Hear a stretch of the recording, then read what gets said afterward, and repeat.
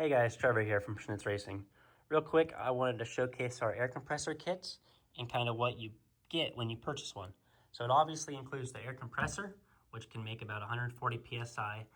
You'll still need to run an air bottle, but this makes sure your air bottle is always filled and you will no longer have to take your air bottle off your bike and have a shop fill it full of air. So it includes the air compressor. It also has the 4 bolts and nuts and washers for the air compressor, as well as this quick disconnect 90-degree fitting and the T-fitting, as well as the mating terminal to the wiring harness.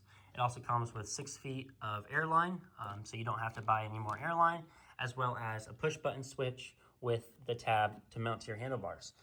These things work great. We sell a lot of them for a good reason, because people love them.